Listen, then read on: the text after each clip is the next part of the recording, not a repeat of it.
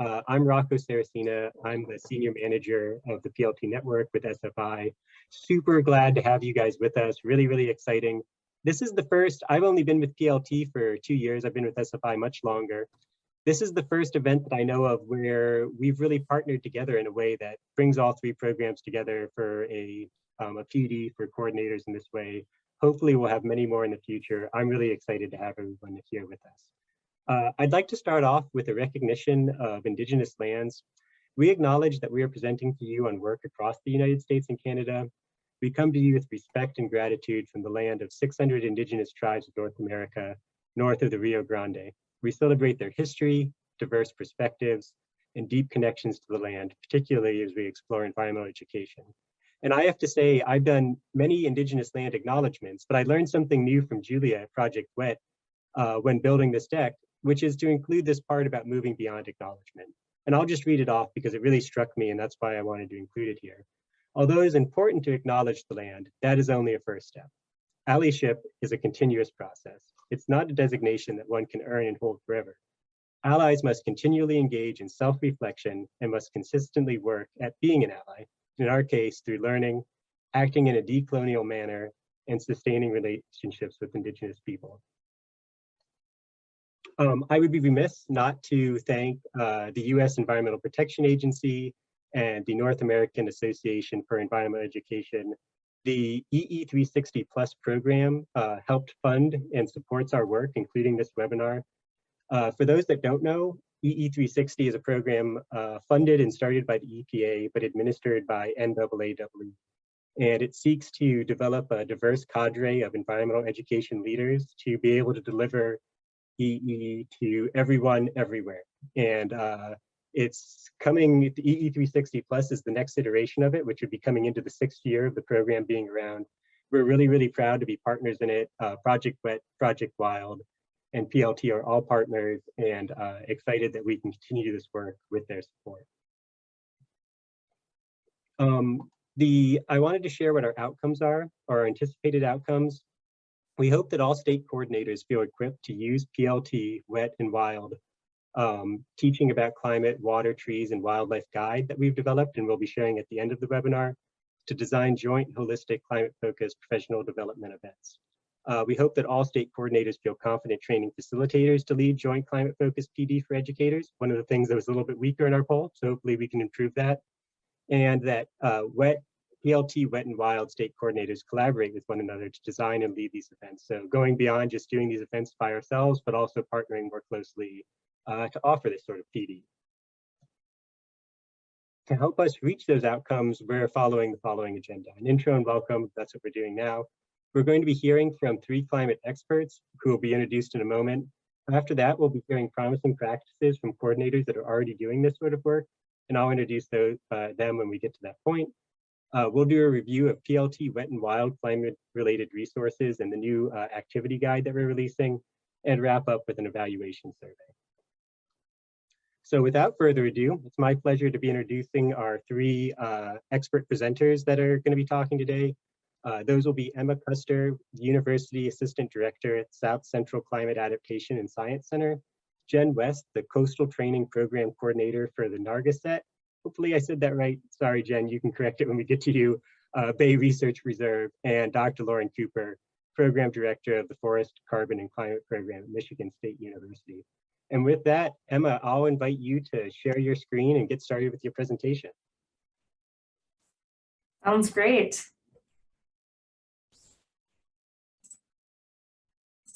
All right, hopefully that worked and you are seeing the correct screen. So please let me know if you're not. Okay, awesome. There we go. All right, so as Rocco said, my name is Emma Kuster. I am with one of the regional climate adaptation science centers. I'm based out of Norman, Oklahoma, but I work across several of our states here, and then also nationally, we work as a network on climate change adaptation. And so I'm going to be talking kind of real quickly through some common misconceptions about climate change and hopefully get you guys feeling a little bit more comfortable talking about climate change in your regions, whether it's in a place like Oklahoma, where it's a little harder to talk about climate change, or in other places where it's a little easier. A lot of these misconceptions come up across the board. Whoops. All right. We're going to start with just some terminology on weather and climate. These are commonly confused terms that I hear a lot. So weather being what's going on a day-to-day basis. It is going to help inform whether or not you need an umbrella that day or a sweater, or you can wear shorts. It's happening today. Climate, on the other hand, is that statistical collection of weather conditions at a place over a period, and we use about a 30-year period when we talk about climate. That helps us to see what those trends are. We know, climatologically speaking, that summers in Oklahoma are generally hot. That does not necessarily mean that you can't have a cool day in Oklahoma in the middle of summer, but in general, we know that they're hot. So that's kind of like weather and climate. The graphic on the screen is really just showing those up and downs are more like the weather, and that trend where it's going up over time, that's more like climate. Another kind of terminology issue I face is global warming or climate change. What do those mean? Are they the same? Sometimes they're used interchangeably. I personally don't really like global warming, but that's because it doesn't capture the full range of change that can occur.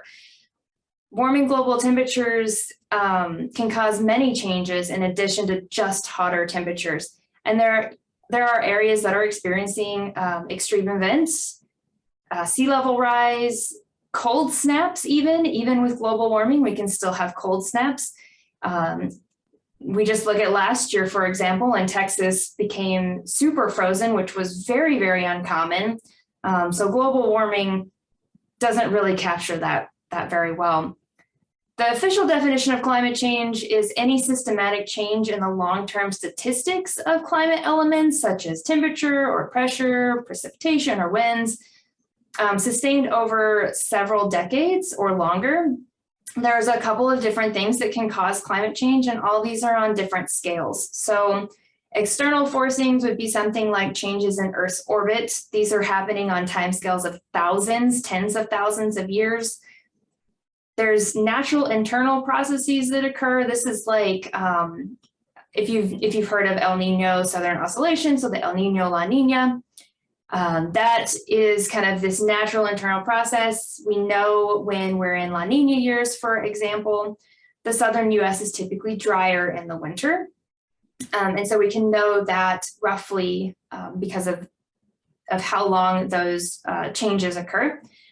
And then there's anthropogenic forcing, which this is that human-driven forcing. For example, increases in greenhouse gas emissions. This is happening on a more rapid time scale. So I said greenhouse gases. I get asked the question, are greenhouse gases bad? Because we often talk about them in a negative context. They are not inherently bad. They are actually naturally occurring and necessary for life on Earth. There's something called the greenhouse effect, which I'm sure many of you have heard about. This is where those greenhouse gases are in our atmosphere. They're absorbing some of that heat from the sun and from the surface of the Earth, and it keeps us warm. So without this greenhouse effect, it would be too cold for life to live on. So we like to describe it as like a blanket. It's a blanket around the Earth, and it keeps our planet warm. However, this is where, when we talk about greenhouse gases in that negative context, humans are adding greenhouse gases into the system that were locked away, like fossil fuels way deep in the Earth. They were not supposed to be kind of active right now in our system. But as we add those into our system, we're actually thickening that blanket. And so we're having more and more fossil fuel burning. It creates more greenhouse gases in the atmosphere. That blanket gets thicker, and that's where we start seeing the warming issue. So those are kind of a few more of the basic questions. And then about the science itself, And then I also get asked questions about like, well, how do we even know if our climate is changing? And then for this, we can talk a lot about observations, scientific observations over, decades to even thousands of years when we start looking at things like ice cores. So what I'm showing here is on the left-hand side of the screen, it's carbon dioxide readings from Mauna Loa. This is in Hawaii, and they've been measuring these carbon dioxide readings in the atmosphere since the 1950s. And you can see how over time that has been increasing. So we know carbon dioxide in the atmosphere is increasing.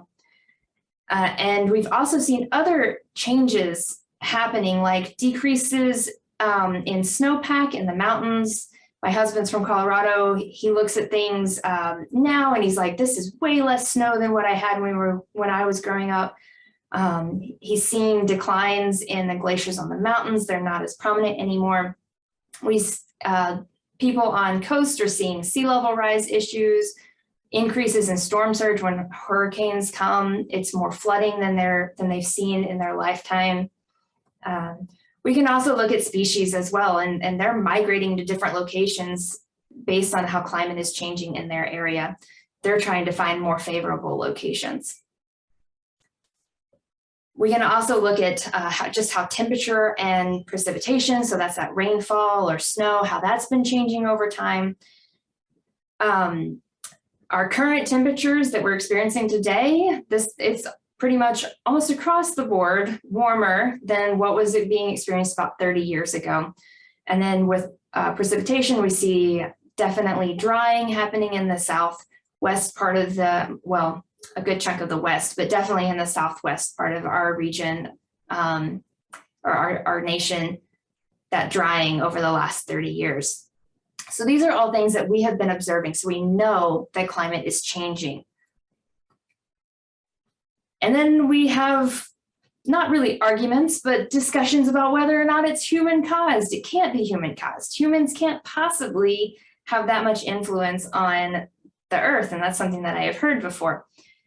But this is the problem, is that we can, and we certainly do. And when we look at models, so the green here is showing if we modeled historical climate using only those natural factors, so things like El Nino, La Nina, volcanoes, that's what that's modeling. And then we can also model those natural factors and human factors, so those increases in greenhouse gases. That's kind of the bluish shading that you see. And then that black line is the observations. It's what's actually happened.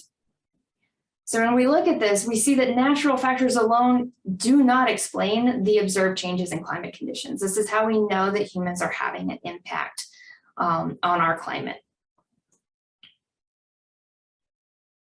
I love having these like back and forth with people, because then the next thing is usually, well, the Earth has had higher CO2 before, which is true, it has, but not since humans have been on Earth. So this is looking at, going back and looking at ice core data for carbon dioxide all the way back to 800,000 years ago. And we do not see a time anywhere in there that compares to where that red star is at. And that red star is where we're at today. So as you can see, we're much higher than anything humans have ever experienced. And then we look at the rate of change as well, how rapidly that increased. And that's something that's concerning to scientists too, because that's something we have not experienced as humans have been on Earth. It has happened. Those rapid increases have happened before if we look much older in our time of the Earth. But those have usually been tied with not so great events like mass extinction events. And so that's the kind of stuff we're trying to think in the science community. What does this mean? How do we prepare for it? How can we adapt to it? Shifting topics just a little bit now, I want to kind of think about forward looking in terms of trusting the models, trusting this data. One common question is, how can I trust climate models when the weather person on TV doesn't even get it right? Going back to that, weather and climate are two different things. The way we model them is also quite different. So weather models are using what's called kind of a snapshot of the atmosphere. They're looking at current observations. What is it like today in this general area? to tell us how the weather in that, again, in that general area might be in the next few days. It is impossible to get that perfect snapshot because there are just issues with observations. They're not always perfect. Sometimes there's gaps in observations. So there's already some uncertainty about exactly what tomorrow is going to look like, but those weather forecasters are doing the best that they can possibly do to take that model information and their own knowledge about the situation to provide you with what the weather might be like, recognizing that they could be calling for rain tomorrow and it may not rain. But that kind of stuff, they generally do a really good job getting those events. Climate models, on the other hand, are using what's known as a set of known conditions. So this is, we know how much energy is coming from the sun. We know how volcanoes interact in the system. We know what the atmospheric patterns and broadly are like. We have equations for all of those. And so we can use that and model how our climate system might change when those conditions change. So what happens when there's an increase in the greenhouse gases? What does that look like? And so our climate models can capture trends and then provide us with a range of possible futures based on those different scenarios. What happens if we have that lower emissions? So this is looking at that graphic in the left-hand corner. That lower emissions, this gives us the range of, if we did some significant reductions in climate or in greenhouse gases, we'd be in this kind of trajectory.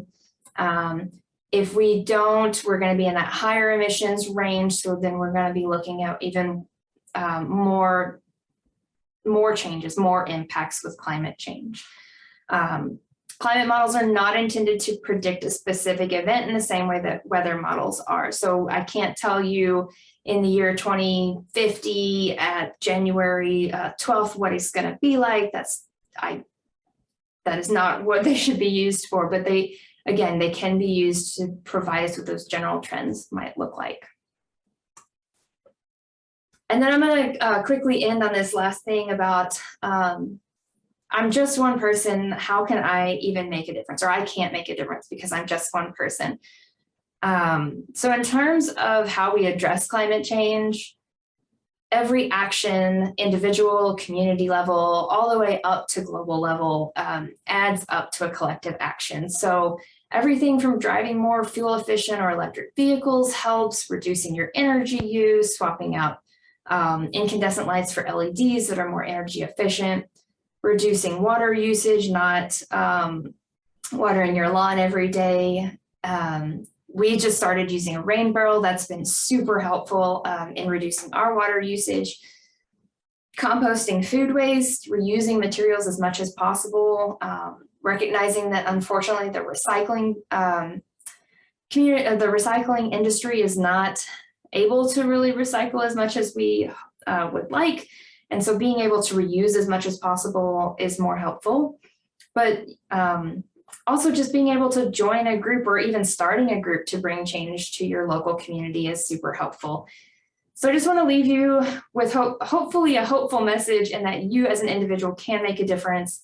And we as a collective group of people can make a difference as well. And I am happy to answer any questions that you might have when we reach that point. And you're also welcome to follow up with me directly. I can put my email in the chat. And that is all I have.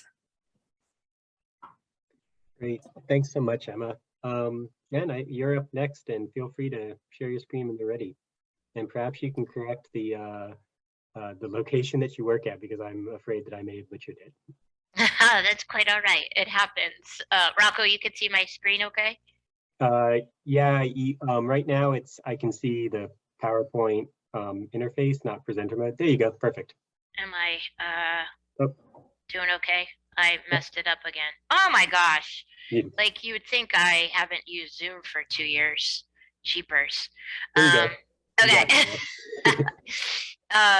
Yes, hi everyone. Jen West. I work for it's pronounced Narragansett Bay Research Reserve, and I'm in Rhode Island, and I'm going to present some information to you that I learned through participating in the National Network for Ocean and Climate Change Interpretation.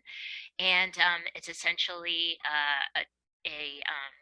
organization, a collaboration, sort of a consortium of several organizations working in many states and many institutions across the country. And I'm just going to get right into it because I only have 10 minutes, so I want to make sure that I get to the good stuff. So essentially, our mission is to train enough voices in proven communication techniques to shift the national conversation about climate change to be more positive, civic minded, and solutions focused. And it's really ultimately, we want this sort of network of climate scientists, social scientists, others, communicators, educators that are trained in what I'll talk to you about more in a minute. It's called strategic framing, because research tells us the way that an issue is framed has a major impact on the way people react to, understand, and eventually act on the information. So very important. And where do we even start with all this? The Anoki project and all of the research that went into it, it starts off with just knowing how people think. And that really helps us construct and deliver our messages for the highest impact. And people, members of our society view different phenomena in particular ways if you start to really look closely at it. And we call those cultural models, which is essentially an anthropologist term for what's already in someone's head. So it's based on years of experience and expectations, and it's something that is widely shared. They're durable. There's multiple cultural models on any given topic. And most importantly, to our practice in particular, they help structure thinking. So we really want to know what's already in people's heads. And we also want to work within their existing worldview, because that often makes the communications, well, frankly, easier and more productive and more positive. And this is basically a cheat. I consider it our cheat sheet to cultural models in the realm of ocean and climate change. And we call it the swamp of ocean and climate change, essentially because swamps are very complex ecosystems, as are the landscapes of public understanding of big issues like climate change. And I could circulate this to everyone, and don't feel like you have to frantically take notes or anything, but there's a ton of supporting information that accompanies this cheat sheet. But this is what we basically boils down to what the research found. So our research partners did a lot of really in-depth cultural models research for this project to inform the recommendations you'll hear about. And we have kind of these big sort of buckets of ideas or cognitive domains: ocean, science, consumerism, etc. And underneath those are nested these cultural models that came up again and again and again in the research, which the research was very rigorous, a lot of one-on-one interviews, etc. So obviously there's a lot here, and I won't go through each one, and I'll send you this in supporting information. But what it does is it gives us, reminds us what the productive cultural models are, which are in green, that we want to activate when we're talking to folks, because it's already in their head, and it has found, again, through the recommendations I'll tell you about, that it will, if we use these tools, it will sort of spark these more productive cultural models. And the ones that are like, yeah, they're supposed to be yellow. It's kind of like pea greenish right underneath, are used with caution. And we don't have time to talk about that, but we can at some point. But the red ones are essentially what we consider unproductive. And notice how we didn't say good or bad or right or wrong. These are very much just what has come up in the research, and what we, again, considering what our goals are for our communications. The red ones are unproductive, meaning they just really aren't going to help you get where you want to go from with the conversation. It's not really going to enhance understanding or support for the issue. So that's sort of what this is, and this really informs everything else, and is very intriguing to me.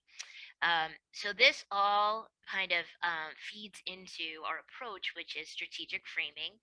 And it's a research-based approach proven to bridge the gap between scientists and public understanding, help the public understand the mechanisms of climate change, and give them a sense of hope. And there's been a lot of research done that shows that having hope is really essential to climate, for folks to actually take action on this issue. And this is essentially the story we want to tell with strategic framing. We want to talk about why it matters, how it works, and how do we improve the situation. And I'll break this down a little bit in just a second, but I also want to mention we really need to be careful about our tone. There has been, I think it's getting better, but for quite a while, I think it's safe to say there was very much a crisis tone around climate change. And not that I don't think it's extremely important or even crisis level. Decades upon decades of research has shown that that crisis language just doesn't work. It doesn't necessarily motivate people. It just kind of freaks them out, and sort of they get disenfranchised and overwhelmed and numb and all of those things. So very simply put, we recommend speaking in a reasonable, neutral tone and explanatory tone rather than a crisis tone. And again, I'm kind of whipping through this in a short amount of time, but happy to get more in depth with this in a different webinar. If anybody wants to hear it, Rocco and others have my email address, so just let me know. And this is our toolbox for how to do this. We use values such as responsible management and protection to get at that first part of the story, which is why does it matter? We have explanatory chains and explanatory metaphors for how does it work, and I'll talk about that more in a minute. And then how do we improve the situation? We really want to get to community level versus individual solutions. So again, I mentioned that first part, why does it matter? That's all about values. And we did research into which values resonate the most with the American public, and it was found to be these two: protection and responsible management. Protection, in particular, that was like off the charts. Protecting people and places, protecting habitats, that really resonated with most of the people most of the time. And responsible management also resonates very well as well. And that's just really, if we know there's a problem, let's take a step-by-step approach, responsible approach that's in the best interest of future generations. After we connect with people using a value, we want to talk about how it works, because the research shows that people really are not clear, even of the basic mechanism of climate change. And other research showed that the single most important predictor for people's intention to take action on climate change was an accurate understanding of what causes it. So we really need to make sure, not assume that everybody knows how it works. And this is why we do this, by the way, because our brain, we are not blank slates, right? So think back to the swamp. In an absence of complete information or understanding, we will fill in the blanks. That's what we do as humans. So we need to make sure that we are very clear. We don't make assumptions about what people know, and that we explain things thoroughly. Back to our toolbox, this is how we do it. Explanatory chains are deliberately simplified step-by-step explanations of how things work. But when you have tested metaphors, those are really powerful, because language is built on metaphors and they really resonate with people and they remember them. We talk about the stickiness factor. And these are the 4 tested metaphors that came out of this research. Regular and rampant carbon dioxide is a metaphor for anthropogenic and natural and anthropogenic carbon dioxide. Heat trapping blanket, which Emma mentioned, she must be familiar to some degree with Noki, is the metaphor for the actual mechanism of climate change. So side note, they found in the research a lot of people didn't really, greenhouse effect didn't really resonate with them because they don't have experience with greenhouses. So blankets, everybody understands and knows what they are. osteoporosis of the sea is a metaphor for ocean acidification, and climate's heart is a metaphor for the role of the ocean in the climate system. So those are our metaphors. Our final piece is how do we improve the situation? And again, we want to talk about collective solutions and community level, because a lot of people, when they hear individual level solutions, we're finding that it's not connecting with them to the scale of the climate issue, and so they start to become disengaged because they're hearing those again and again. So we know that every drop counts, but we also know that they're going to hear the message of, turn off the lights when you leave a room or use LED bulbs. We know that they're going to hear that somewhere, and they probably already have. So we really want to activate their role as citizens and working with other people. And second to last slide. I'm over time, I think, but this is just an example. I know it's really long, and solutions don't need to be this long when you're having a conversation, but I love this one because it was overheard. An interpreter at the New England Aquarium was asked by a visitor about community gardens, and this was his response. And I love it because it breaks down how, like sort of the gold standard of solutions. We want to explain how they actually help reduce carbon dioxide, but also how people work together and even co-benefits, if you can get that in there, because there's a lot of adaptation or resilience co-benefits to a lot of these solutions. And here it is all together. Why does it matter? Values. How does it work? Explanatory metaphors. And how do we improve the situation? And that is community level solutions. So I know that was really fast, but that's what I could do in that short time frame, and happy to do a more in-depth presentation at some other time. Thank you. Jen, thanks a ton for that. Super, super interesting. Really appreciate it. And I will share your email, and hopefully we'll have a chance to dive deeper someday. Super important. That leaves us with Lauren. And Lauren, please feel free to share your screen and get started when you're ready. All right. Hello, everybody. I think we are on track here and happy to jump in. Thanks so much for the opportunity to join and follow up with these really great and interesting presentations. I am going to speak today about my work. My name is Lauren Cooper. I lead the Forest Carbon and Climate Program. And I'm really excited to have the opportunity to share the way that we engage with different audiences. Largely, at university level, but largely my program is engaging current professionals. And so kind of following up with what we've been hearing so far today is that, climate is changing, and it's changing since people have completed their formal education. And so there's really kind of a gap in a lot of emerging science that people are needing to inform decision making. So we both have youth that are very interested in the topic, but increasingly a really wide range of professionals that are needing to understand climate and how it's interacting with forests and how forests can be part of a solution. So I'm going to talk today. We use a largely digital interface, and this is something that can be a challenge, but we consider an asset as well, particularly with inclusive planning and decision-making, engaging audiences on both rural and urban contexts, but also domestically and internationally. So I'll be touching on kind of a range of topics of how we reach pretty far with our outreach and education.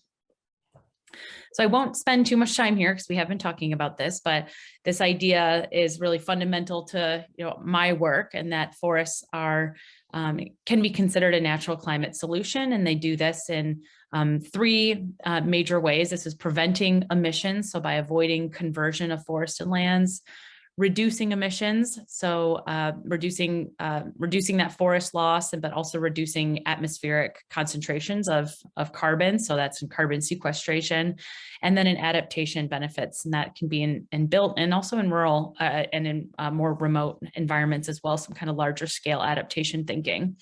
And the reason why this is important to talk about for a minute is that this inherently is bringing in a very wide range of professionals, stakeholders, and career paths. So we are talking about foresters sometimes, but we're also talking about urban planners and people in various policy realms, the private sector, a lot of interest in how do we get off this historic emissions trend.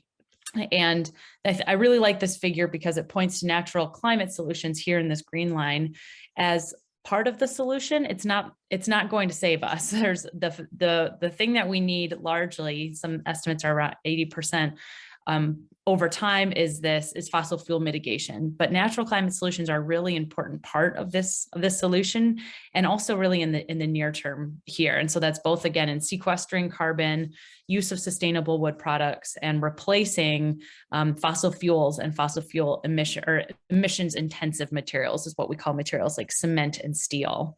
So there's a lot more we could talk about there, but I'm going to be spending a little more time today talking about inclusive principles and our activities in the Forest Carbon and Climate Program. I wanted to kind of just say up front what some of our values are. And so we really explicitly value a range of learning abilities and levels. And so this is including comfort with English language, different experience with professional writing. So we have a range of programmatic activities that are for different levels of audiences. We have everything from graduate level courses to short training that are short professional training that doesn't require reading of a bunch of peer-reviewed papers, for example. So we really want to meet a range of learners where they're at.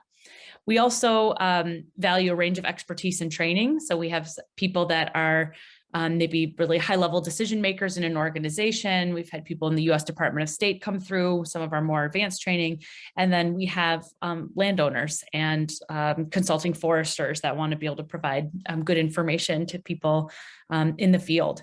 So coming with a really wide range of different types of expertise and levels of training. And then we also have a really wide range of values and interests. And so we're working in a really interdisciplinary space. I was catching some of the chat there about, different age ranges and how people respond to the idea of climate change and what some of the other concerns are that people might have. And so sometimes we find that it's to be inclusive, we can be more successful with different framing. So maybe the end outcome or what the recommendations are may be the same, but it depends on your audience if you're going to start with the climate crisis framing, or if you're going to start with a sustainable forest use framing or protecting habitats framing. So we're really realizing that a lot of times there's the same outcomes or really similar goals, but they, depending on the audience, they might have different values and interests. And so we try to take some of that into account. Some other bits that we have here are some of our inclusive practices. I mentioned briefly that we have a lot of online and remotely available training and content. And so this can be a challenge. So I think this has changed a lot with COVID.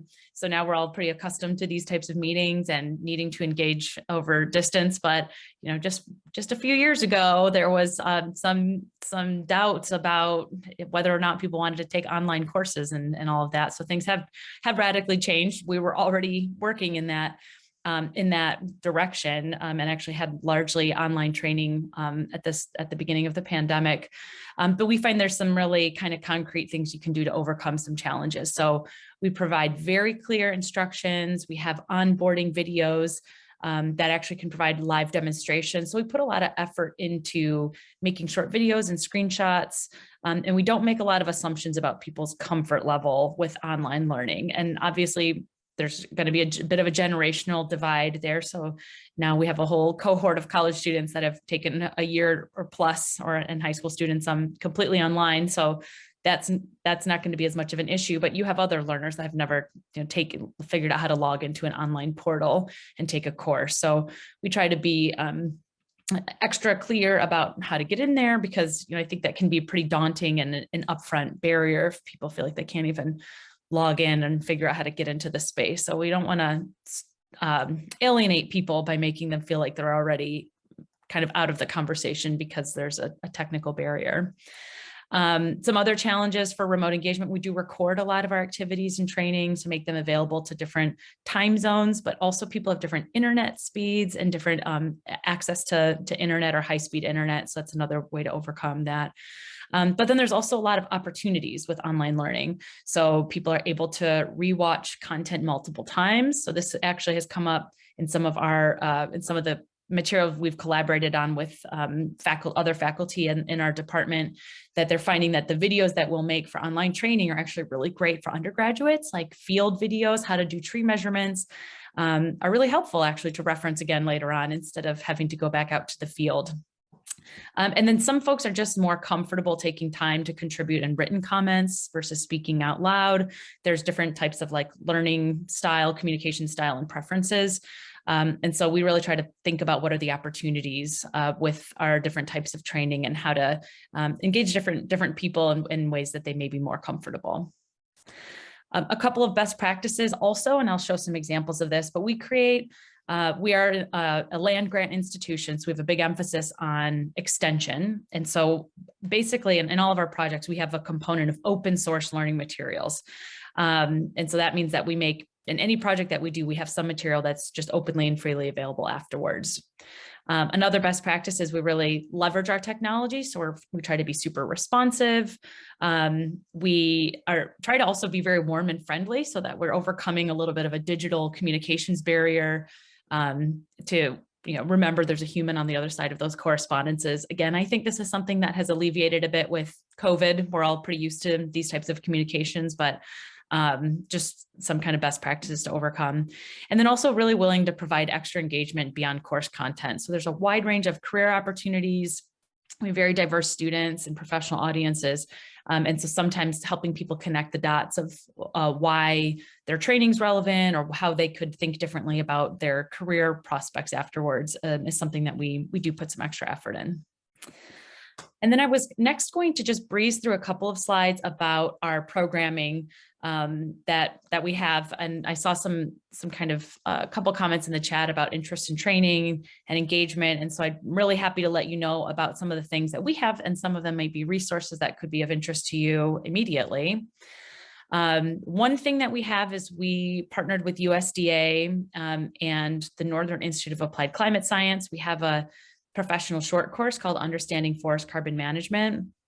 And this has been a really successful course. We've had international participation and really diverse participants. So everything from energy sector to forest industry to policymakers, got teams of state level DNR folks have come through.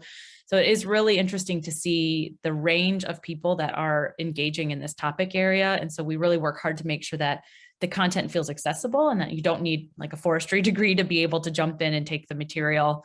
And so we kind of warn people up front, like depending on your background, some of this may feel like solid review, but there's certainly going to be parts that are new to you because it is just such an interdisciplinary space.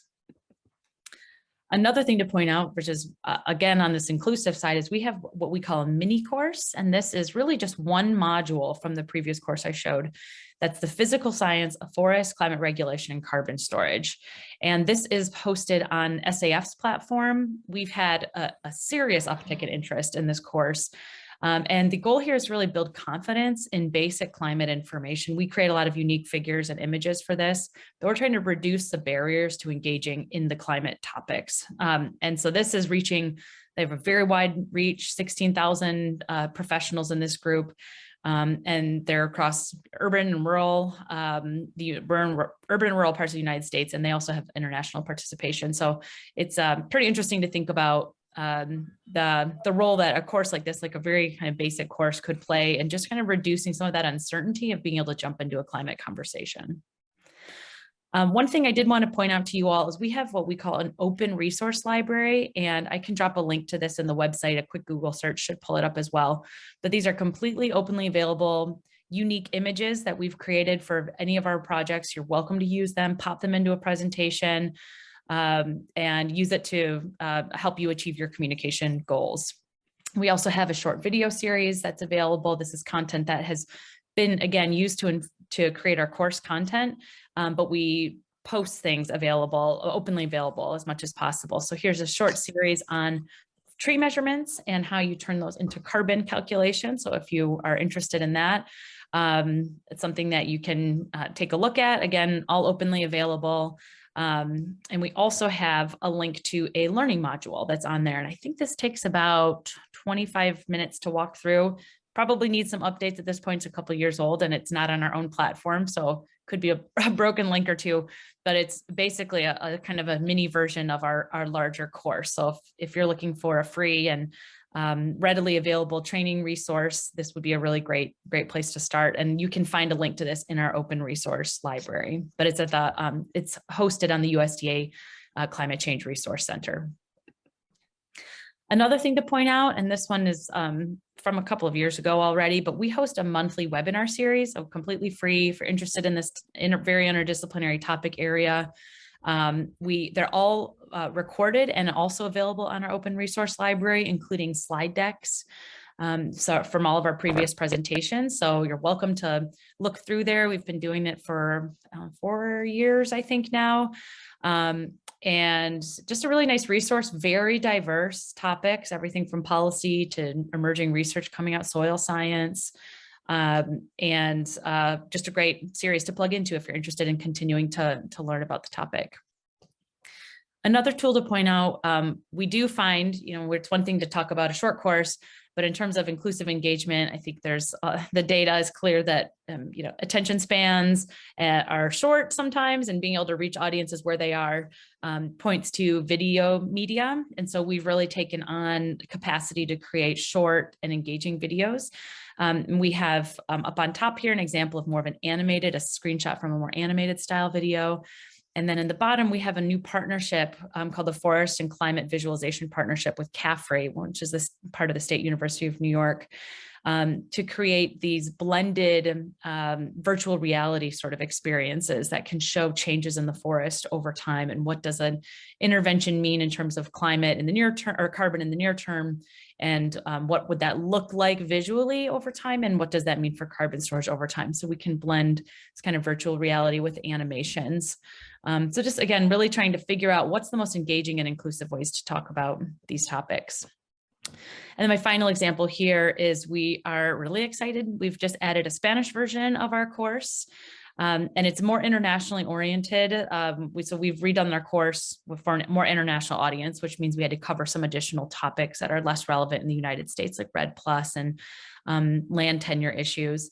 And we've done this initially in Spanish, but we're really excited because we think this really broadens our reach and makes for more inclusive engagement, both domestically and internationally. Obviously, we have a huge Spanish-speaking population within the United States, but we've taken the opportunity to translate a lot of our graphics and figures. So if you are working with a Spanish-speaking audience and it's ever helpful for you to have these in Spanish, these are something that we're currently uploading to our open resource library, and you're, again, welcome to download and use them.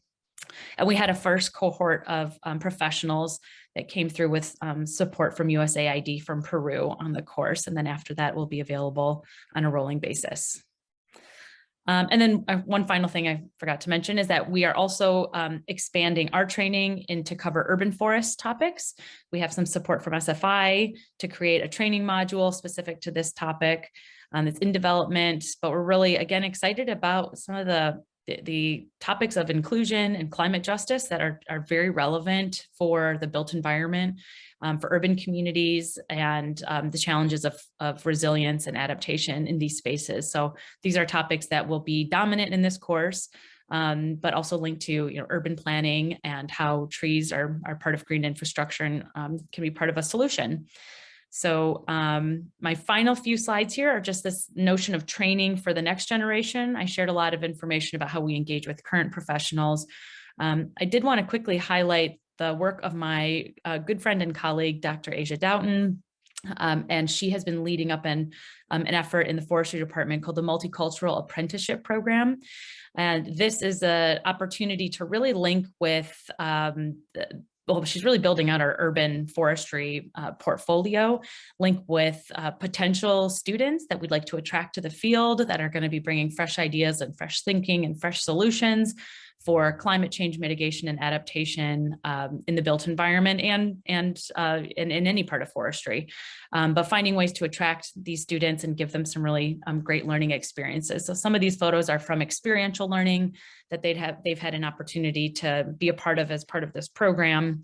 And it has some really nice linkages with climate, because as we were just noting in the chat, climate can be a driving interest for young people. And so we're really looking how to strategically make sure that that is something that if they're interested in that they know that that's a topic that they can start working on and start addressing right away in their undergraduate studies. So in our program, we're working with faculty that teach the undergraduate courses and make sure that this is a topic that's properly and fully implemented throughout the undergraduate curriculum, to make sure that we are creating training opportunities and direct career paths for these young folks that maybe wouldn't have previously seen themselves as what they maybe would have thought was a traditional forestry career. And then just my kind of ending slide here was, after their participation in this program, these students really were able to demonstrate its increase in the potential of the study of forestry. But again, they actually, some of their points of interest were more along the lines of actual climate justice specifically. And that was some of their driving interest in maybe wanting to commit to the forestry line of study if they came to MSU. And that's all that I have here today. And thank you so much.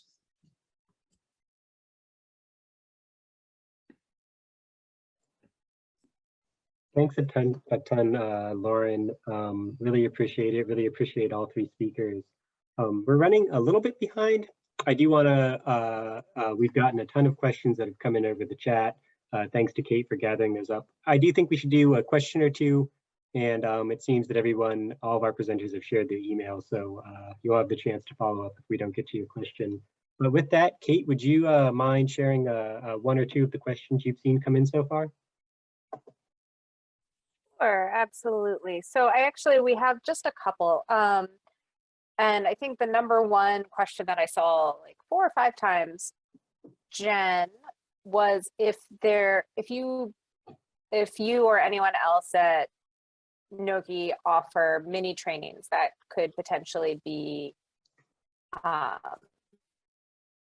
available for other opportunities. Sorry about that.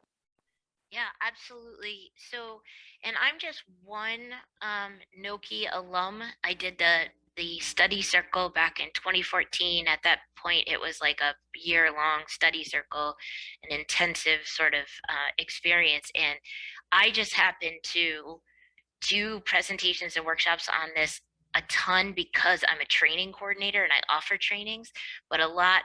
So my point is, there are folks that are well versed in this across the country. And so I could, number one, put you in touch with them. But number two, I'm happy. I know a lot of them, they're interpreters on the floor of a zoo or aquarium. So they're doing great work, but they don't necessarily have the opportunity to like lead a training. So I always offer because it's what I do. So I'm also happy to connect you to others. There is a crash course. It's 7 weeks. There is a fee. It's not too much. It's pretty in depth, but I do like hour and a half to multiple hour virtual trainings, and there are in-person trainings like a half day if we ever get back to that again. So bottom line, yes, but contact me and I could try to see, what works best for you and what that would look like.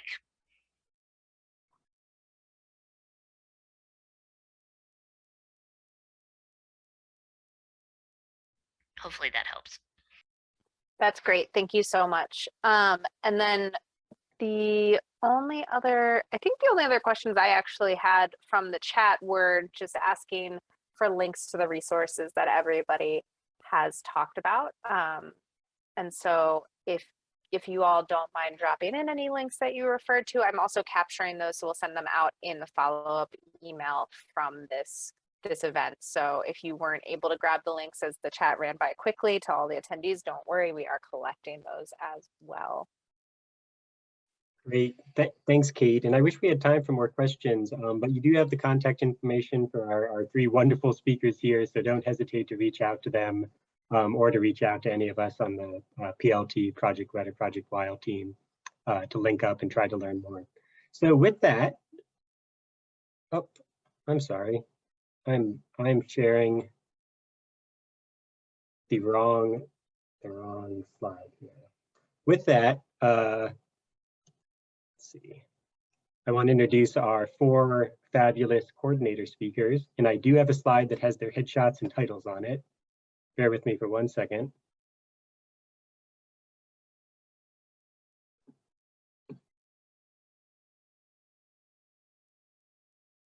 Well, shoot, I can't pull it up quickly. So I'll introduce them without sharing their headshots because you're going to see them speak in just a minute.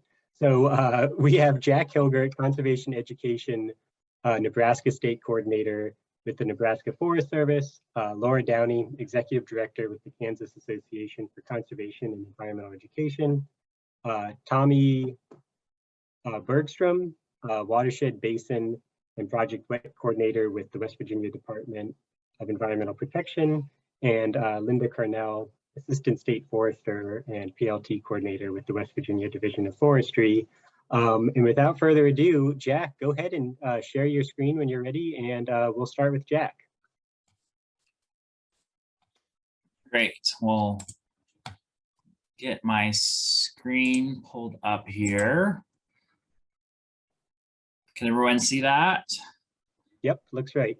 Great, then we'll get started. So hello from here in the middle of the country in Nebraska. My name is Jack Hilgert. Like Rocco said, I coordinate Project Learning Tree and Project Wet in the state of Nebraska, and I work for the Nebraska Forest Service, which is our state forestry agency, and we're actually housed out of the University of Nebraska-Lincoln, which is our state's flagship university. So it was pretty easy for me to coordinate a combined workshop since I'm the same person. I just have to have the 2 parts of my head talk to each other, which, as we all know, sometimes is harder than not. But so here's just a little bit about a workshop I did last fall. I saw Amber from our Game and Parks Commission is on this webinar, and she actually attended this workshop, so that'll be fun.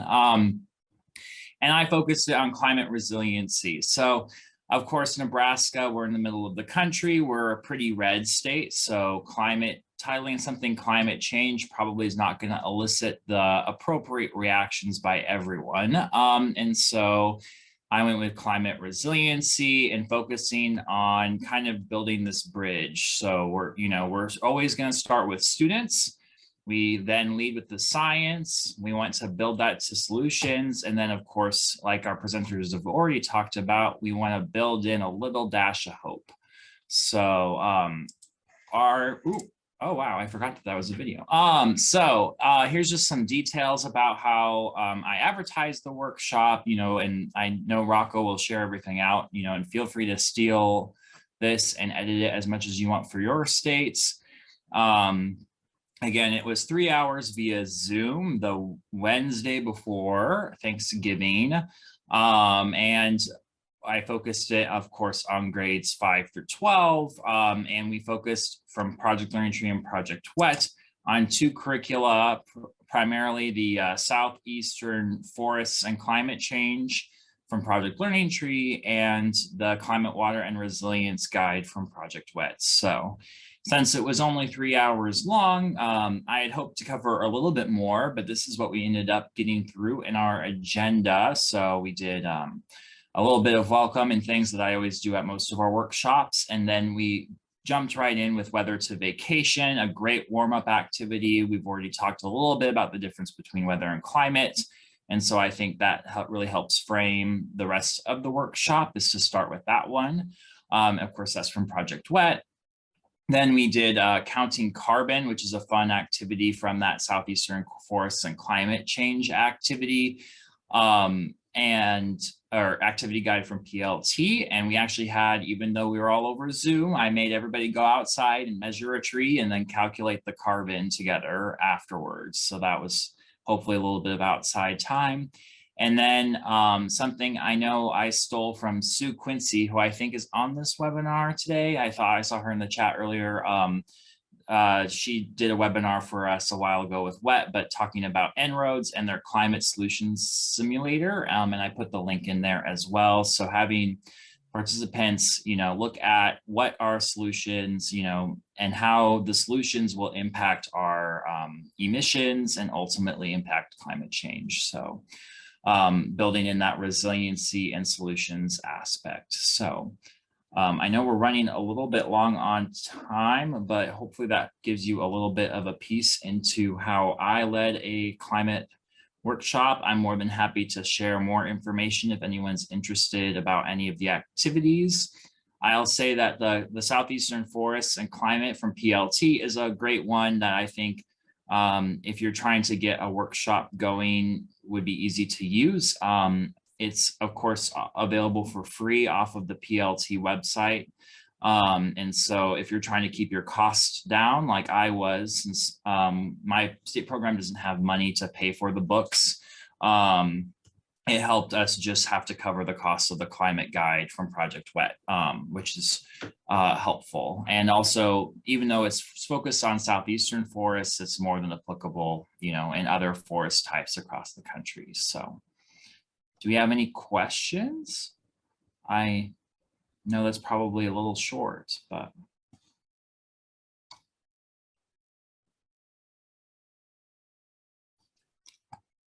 Thanks a ton, Jack. And I see that Kate's asked that if folks have questions, they can go ahead and drop them in the chat too, and we'll gather them up. So in the interest of time, we can switch right over to Laura. And Laura, feel free to share your slides when you're ready. That looks like exactly how you'd expect it to look. That's awesome. Thank you, Rocco. And so I'm Laura Downey. I'm Jack's neighbor to the south, actually, here in Kansas, and work for the Kansas Association for Conservation and Environmental Education. And we have the privilege of being the state coordinator for Project Learning Tree, Project Wild, and Project WET. And I get to work with the fabulous Rachel Wally, who is our Project WET coordinator through Casey, and Ashlyn Kite-Hartwick, who's our Project Wild coordinator through Casey. And I get the privilege and honor of being the Project Learning Tree coordinator through Casey. And so when we started thinking about climate education and the opportunities that were there, especially across all three of these amazing curriculums, it really came from a conversation around socks that got us started down this road. And what I mean by that is Ashlyn, our Project Wild coordinator, said to us, you can get online today and you can get the exact kind of socks that you want, the exact color that you want, the exact size that you want, the exact material that you want, the exact pattern that you want. You can do it all in about 5 minutes. Why can't we not do that with education? And so our organization began focusing on largely in collaboration with Kentucky initially, but also with Colorado, Utah, Wyoming, and North Carolina at this point, to develop a program that we're calling EE credentials. And so EE credentials are really micro credentials or a mini credential. They're designed for both formal and informal educators. And it is upon completion, they'll have demonstrated knowledge, skills, and expertise in a specific area. It takes them about 40 hours or equivalent to a graduate credit to earn a credential. And we build those credentials using EE courses. And so those courses can stand alone, or we can, as I said, build them into that EE credential.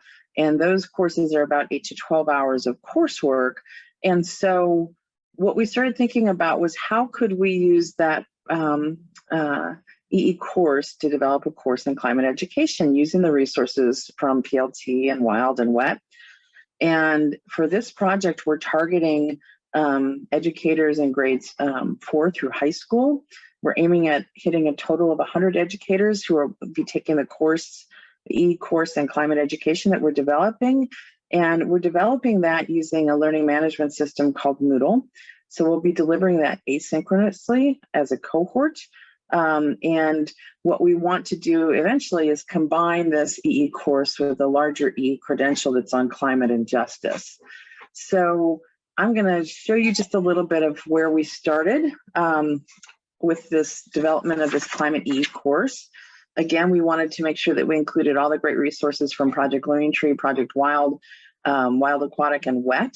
And we're specifically targeting grade bands of teachers and educators who work with 4-5, 6-8, and then high school. And we'll be using all of the project materials in some way, shape, or form, but for PLT, we started looking at the K8 guide, which has some great resources in it, the PLT Green Schools materials, the Climate and Carbon e-unit that Project Learning Tree has, and the Southeast Forests and Climate Change materials from Project Learning Tree. And then from Project WET, of course, we have the amazing Climate, Water, and Resilience guide and the WET 2.0 guide that we'll be using. And Project Wild has several resources on their website, which I've linked in this slide that point to opportunities for integrating climate and wildlife and aquatic wildlife issues. And then I really wanted to make sure that I point you all to the PLT Wet and Wild Climate Change Activities publication that's referenced here, because it's a really solid resource in terms of looking at how you can develop some strong connections for educators around all of these different programs and climate. So this is just a quick overview of what our course outline looks like. We'll start off with an introduction to our organizations as well as to PLT Wet and Wild. We're going to do an Engage that is an online modified version of a PLT activity called Viewpoints on the Line, but we're going to be focused on viewpoints around climate change and teaching about climate change. To contextualize the learning, we'll have educators explore viewpoints of those in their communities and in Kansas using this really cool visualization tool from Yale, which focuses on viewpoints around climate and teaching about climate even. And I encourage you to take a look at that if you haven't ever. It's really fascinating to find out what people around you think. We'll be integrating some best practices for teaching about climate and got some great new resources again today from our amazing speakers. So we're excited to have that. And of course, we want to make sure that we have good background information for our educators. And then alluding to some of the things that several of our speakers said, we'll also be focusing on how to teach about climate, which can be really scary and overwhelming. And we want to make sure that teachers and educators are doing it in a way that doesn't frighten and scare students into immobility. So we really want to focus on that hope and opportunity that's in front of them. And we'll be using a book by David Sobel, some readings from Beyond Ecophobia, and also best practices around teaching controversial issues. So I don't have time to go through, we're in the design stage, but I wanted to give you an example of what this could look like, or what we're looking at for the grade 4-5 grade band. And so we will be having some shared activities that everybody will go through, and then they will break down into a grade band and participate in online versions of grade appropriate climate activities from each of these projects centered around a theme. For each of the projects, we went through and identified activities with all the resources that I shared with you previously. We looked for activities that were grade band appropriate. And in this instance, the bolded activity is the featured activity that we're adapting into an online e-course experience, but we'll make sure that those educators also are pointed toward other activities that we think align really well for grade band, so that they can make sure that they peruse and use those as well. So as you can see, for our 4-5 grade band, the featured activities for Project Learning Tree would be Our Changing World and the Green Schools Energy Investigation. With Project WET, we're going to be looking at piecing it together. For Project Wild, we'll look at Bat Blitz as our featured activity, and for Wild Aquatic, turtle hurdles. And so we will be using all of that under a theme, and we'll develop a grade band theme for 6-8 and for high school as well, or we are developing a grade band theme. And so once the teachers go through those sample activities and they become familiar with all the other great resources from PLT, Wet, and Wild, they'll be putting it into practice by designing a teaching unit. And that teaching unit will be sort of their final activity, where they'll be demonstrating their skill and knowledge and understanding. They'll be looking at identifying a theme for their teaching unit. which activities that they think would be the best activities that they can use to really make the best of their teaching unit, and any adaptations they might be making for those activities.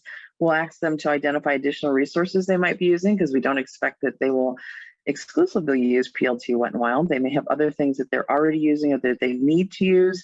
And they will be looking at also how their teaching unit supports the standards, which is important to both our formal and non-formal educators. And so we're aiming to officially launch that in February, March, and we'll have a course running for about 4 weeks. And we are super excited to be able to cluster all of these activities from PLT Wet and Wild together. So that is all I have, Rocco. Awesome. Thanks a ton, Laura. And that leaves us with Tomi and Linda. So go ahead and share your screen. Great, you're very quick. Awesome. So everybody can see the screen okay?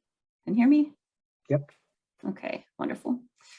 Well, welcome everybody. I wanted to give you a wild and wonderful welcome from West Virginia.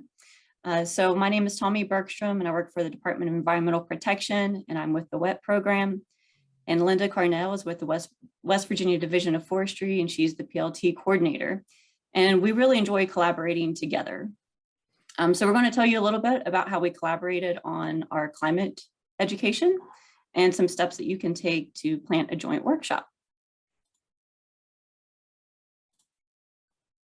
So we've offered many different joint workshops throughout the years. This usually involves our K-8 and K-12 curriculum guides. And we started discussing how we have a need for climate workshops and how this is a little outside of our comfort zone, and how we need to be strategic in how we approach this information. So we thought it would be mutually beneficial if we offered our first climate workshop together. That would give us opportunity to lean on each other, which we like to do, and we enjoy working together. So it was a perfect fit. So prior to this, we had both presented our respective curriculums at the West Virginia Science Teacher Conferences on different years. So this did allow us to become a little bit more familiar and push us to become more familiar with our own activity guides. But then we decided, we need to host Project Guinea Pig, which was an opportunity for us to pull in some of our facilitators and some of our colleagues and have a really casual workshop where we could receive feedback and learn and grow, so that we could have so we could execute a good, solid climate workshop together down the road. So we use this as an opportunity to just run through activities and figure out which ones had the most common ground and had a nice theme that we could lead into a related activity. And so as a result of that, we could build an agenda, and we worked with our facilitators and our peers there to make sure that it made sense to them. And this also allowed us to build confidence. So doing this together made me feel a lot better about our upcoming workshop, just by running through the activities and receiving feedback. And we do have a copy of our agenda that we built and a flyer that we'll share here at the end. So I'll go ahead and turn it over to Linda to tell you a little bit about some of the results. Okay, thanks, Tomi. I hope everyone can hear me. So what we saw under results was kind of our takeaway. We were looking at our key to collaboration is definitely communication.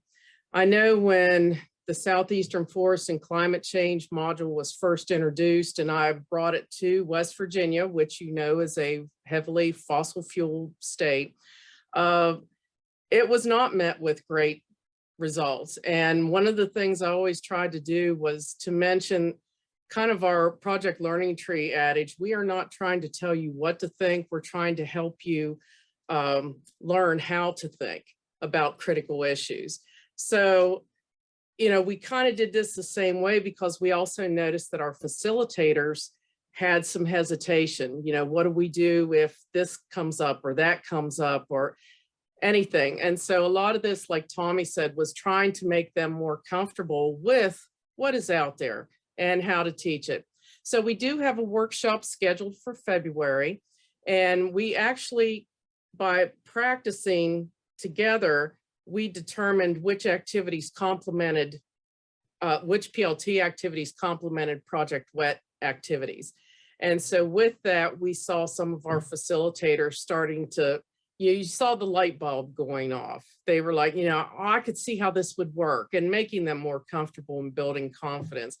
And so we do like the fact that, we do have that mutual support of the programs and the different ideas and bringing them together, which I think has been very popular for us. Some of the other things that we have come into, some of our successes is also some of our challenges. In West Virginia, we do not talk about climate change, we talk about climate science. And teachers will ask us, how do we bring this up, for our students to understand. And one of the things I was told by an educator is the reason they don't want to say climate change is because they don't want kids to have a preconceived notion that this is all there is to it, and so they want you to understand climate science. And as one of our speakers mentioned before, the difference between weather and climate and different buzzwords that are not always right out there in front of us. And the other challenges we've had is, as everybody else has the same challenges, COVID-19. So, as Tomi has said, we have gone into our state science teachers programs and talked to them about it, and they're very receptive. But to actually get out, COVID-19 has definitely put a little crimp in our style.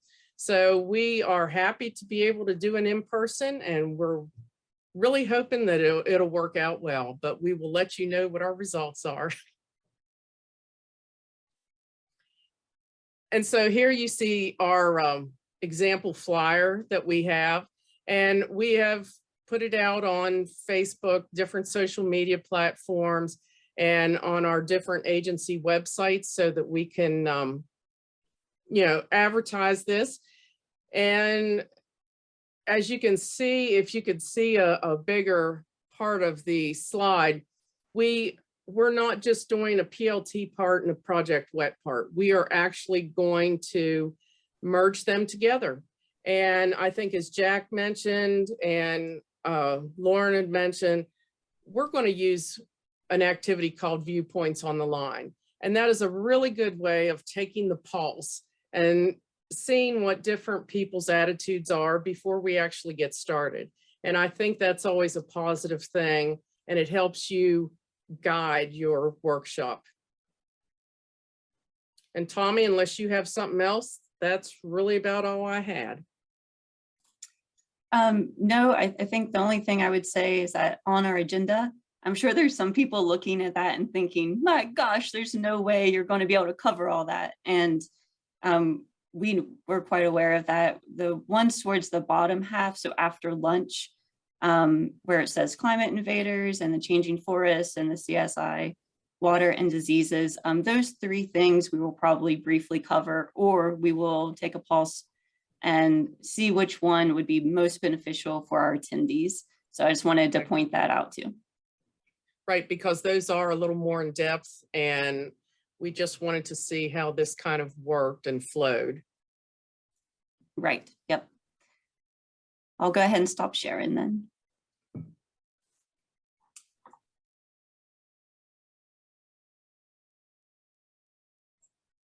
Great, thank you, Tomi. Thank you to everybody and to all of our coordinators.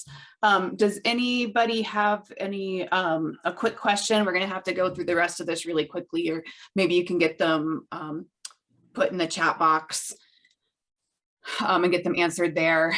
One question I have for the coordinators and presenters, is it okay if we share slides? And you can tell me later, but it would be great to be able to put this on our Google Drive, and I know that PLT and Wild have something similar to share out to their coordinators. So we'll get with you on that.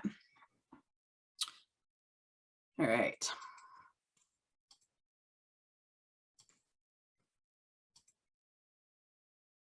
All right, well, we're gonna just very, very briefly, 1 minute each, maybe to cover what resources we have available, and then you guys should be able to find them. And of course, you can get in touch with us at any time.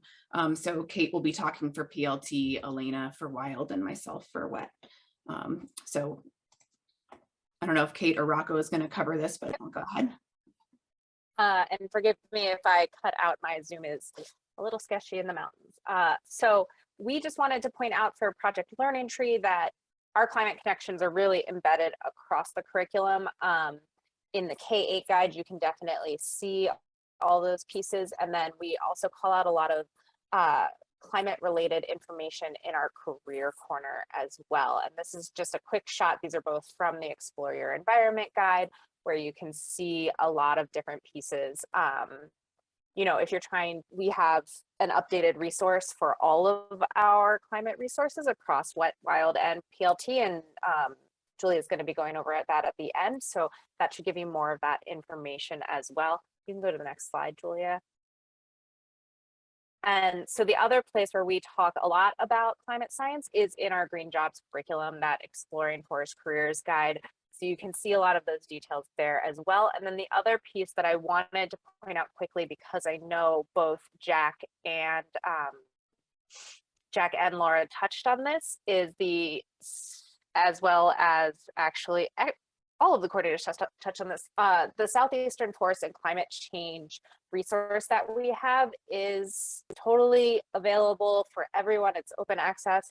You just need to create a PLT account. It has moved slightly in where you would find it with our updated user dashboard. So once you create a PLT account and sign on, it will be in My Resources, which is the top link on the top left of your PLT account. So any person can create a PLT user account and get to that Southeastern Forest and Climate Change resource. It's towards the bottom of My Resources, so it's very easy to grab if anybody's looking for that as well. I'm going to quickly pass it off so that we can get through these, so we can show you that new reference guide. All right, hello everyone. A few resources from Project Wild that I'd like to point out. We do have a new climate and wildlife guide, and with that is going to come some training that we're doing. And in particular, I don't know if Jen Dennison is able to unmute and maybe say a word or two about a training that she just recently did. She's driving, so I don't want no accent. I'm here. Okay. I just finished it this morning. We had about 8 of our state EE organizations regional directors included, and they are going to go turn around and do workshops for us in climate and wildlife as part of the grant, the EE 360 grant we received, and it was pretty well received. We did a Padlet that I created that has tons of resources on it to cover the content of climate science. And then also we ran through 3 of the activities, and then we made the connections to the state standards through 7th and or 6th grade up to 12th grade. And then we just talked about, you know, of course, how do you run one of these workshops? So it went really well and went really fast, but I was pretty pleased with it. So. All right, thanks, Jen. And we expect to release the Climate and Wildlife online course later on this spring. And a lot of our climate and wildlife material is based off of this guide called the National Fish, Wildlife, and Plants Climate Adaptation Strategy, which provides a framework of climate change discussion and how state agencies are dealing with climate change issues. Next slide, please. We are working with some NAWCI trainers and providing more professional development for Project Wild coordinators. We're looking at possibly doing something this summer, knock wood, during our in-person May annual meeting, and perhaps following up with that more online as well. And then I listed our website where we have all of our Project Wild climate change resources there, and a lot of webinars. All right, thanks. Thanks, Elena. All right, I think everybody knows that we have a climate, water, and resilience guide that does require training to get. There's a hard copy and digital version for that on Wet Connect. We do have 2 different versions of the training now. I just want to make everybody aware of that. One is the modular one that our coordinators have been using, that you get a certificate at the end that shows what you've done. And then this one just came from a new product, but it basically adds up the hours in the certificate of how many hours they've done. So I can talk to the WET network more about that. And then of course, obviously there's the other synchronous trainings that you all do. Just in terms of resources, we have recorded advanced trainings from 2020. We have our pool party sessions and other webinars that show how to do activities in the guide. And then the Google Drive being a huge resource. The other other resources that we have, the Climate Resiliency Lesson Plan. Canada just shared with me this great document they have that's not quite ready to go out yet, but it does have some additional activities and how they might be used from 2.0. And then of course our websites where you can find all of this, climate, projectwet.org/climate. The biggest thing I want to point out, and I know we're at time now, is that, we do all have funding from E360 for Project WET. You need to just fill out a form to request guides. Here's the link to it, or just email me. And these guides are provided to you at no charge. We cover shipping and we provide the guides for you to do these workshops, as well as WET Connect subscriptions that provide the digital version of Climate, Water, and Resilience. So get your requests in. The last thing, yes, please complete the survey for us. We really appreciate that. We want you to know that we updated the resource guide that we have for the climate activities for Wet, Wild, and Learning Tree. So this we will be putting up on our websites immediately. It'll be on our climate page. I can also drop it in the coordinator drive. It's just updated, so it's not up on our website yet. And here's where you can find them. And of course, again, we'll share these slides so you can find those links. And we are out of time, but you know how to contact all of us. So thank you. And we'll be sharing out this recording as well as any slides that our presenters are okay with us sharing. And again, please take this survey that's in the chat. It's really important for us to know how this went as part of our reporting, and also to kind of gauge what you got out of it so that we can plan for future webinars like this together.